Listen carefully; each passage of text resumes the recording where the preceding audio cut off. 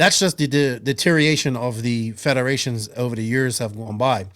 Do you feel that maybe having NORCA pushed RAW a little bit though? Because you guys, not saying you guys were competing, but they had to be, because they were the bigger organization, they couldn't be shown up by the smaller guys. So they had to be on top of their game as well back in the day. The change that I know that it made for them was down the road was their races ran a little differently. They started to run like mine with on time and no bullshit and sorry.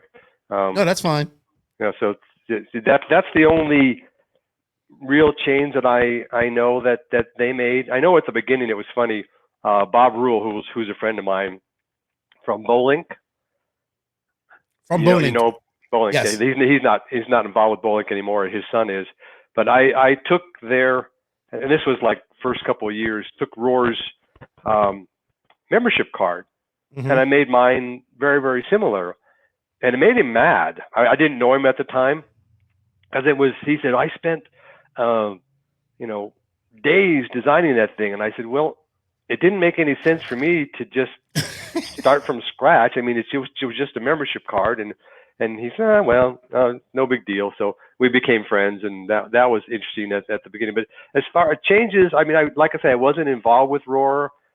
I didn't like the way that, the only thing I didn't like is that and it probably maybe is still today, is that the manufacturers had a lot of say in R.O.A.R. and I didn't. They had no say in what we did. I had a board of directors, not published. Nobody knew who they were. They were not Bolink or Associated or any of those. No manufacturers at all. And I would, I made the decisions, most of the decisions myself. But I would always go to them and say, well, if we do this or what, and so that was great. And I got asked, nobody believed me. I shouldn't say that. People didn't believe me that manufacturers weren't involved, but I never made a decision that benefited anybody. In fact, I had one of the manufacturers, I won't mention his name, offer me $20,000 to use their motors at all of my events. And I said, no, I said, I can't, I'm not forcing the tracks to use your motors if they don't want to use your motors. I mean, that's a dictatorship. So I could believe that. I can believe that 100%. I think R.O.A.R and EFRA do a lot of testing and approval work for companies too. So for like new products like batteries and motors and all that stuff, and they get paid to do that. So that's where a lot of their money come from too.